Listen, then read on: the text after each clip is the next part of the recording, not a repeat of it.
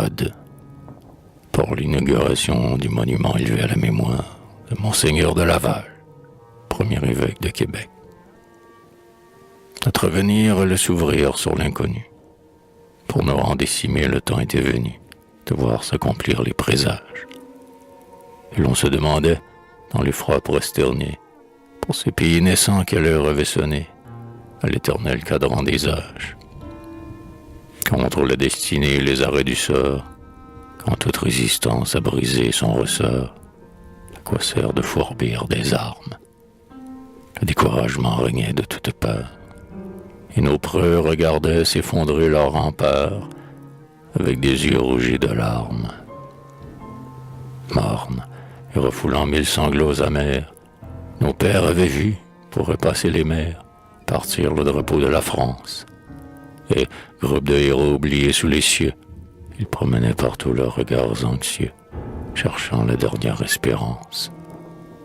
Alors, du haut des airs, sur ces abandonnés, l'archange protecteur des peuples nouveau-nés, dans l'ombre ouvrit sa main céleste, et l'oreille entendit les éternels sommets, une voix s'écriait: vous ne serez jamais orphelin, car ceci vous reste.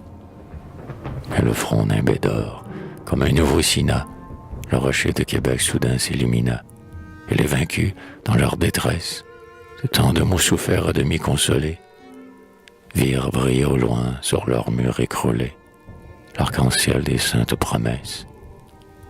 Douce terre natale, ô mon cher Canada, qui donc jetait ainsi ce fier sursum corda à la nation prisonnière, dans un ciel qui semblait à jamais obscurci, sur ces désespérés qui donc faisaient ainsi luire l'espérance dernière.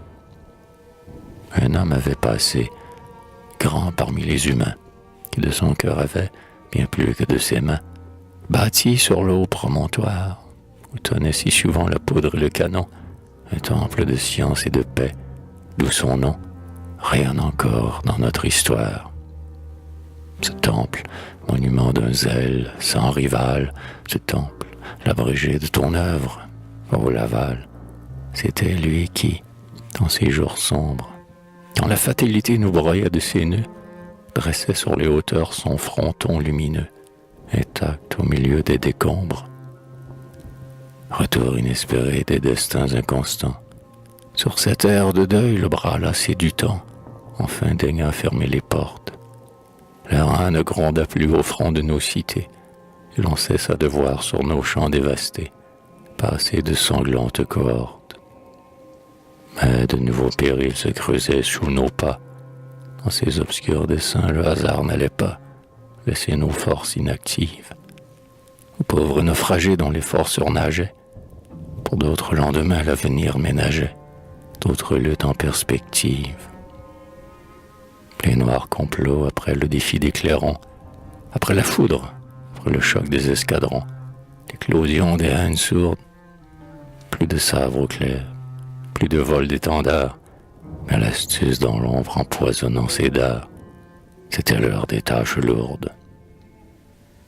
Alors, sourd ou rebelle au lâche compromis, sur sa cime, au milieu des créneaux ennemis, son passé toujours fidèle, déconcertant l'intrigue et ses pièges adroits, pour sauver notre race et défendre nos droits, le temple se fit citadelle. Il devint plus, ce fut le sublime creuset, où dans les cœurs, de père en fils, se transfusait le sens des sèves robustes, où l'âme des aïeux et des héros d'hier fermentait, allumant au son d'un peuple fier la passion des choses justes. Nous avions à garder notre langue, nos lois, nos coutumes, nos mœurs, nos souvenirs gaulois, notre foi, ce dernier refuge. Ce fut l'arche, vaisseau solidement ancré, à qui l'on confia tout ce dépôt sacré, à qui le sauva du déluge. Le Saint-Temple, voyez émerger de son sein ces nouveaux combattants, infatigables et saints, armés pour la cause commune. Au soleil des pharaons, à l'ombre des clochers, ils ont massé leur nombre et luttent retranchés dans la chair ou dans la tribune. Ils vont, prêtres, orateurs, poètes, historien. C'est le dernier carré des vieilles gardes. Rien, là-bas leur effort unanime. Ce sont les paladins des suprêmes combats. Nul ne manque à l'appel. Canadiens, chapeau bas, devant le défilé sublime. Oh Laval, ces grands jours sont maintenant lointains. De nos rivalités, les brandons sont éteints. La discorde a plié son aile.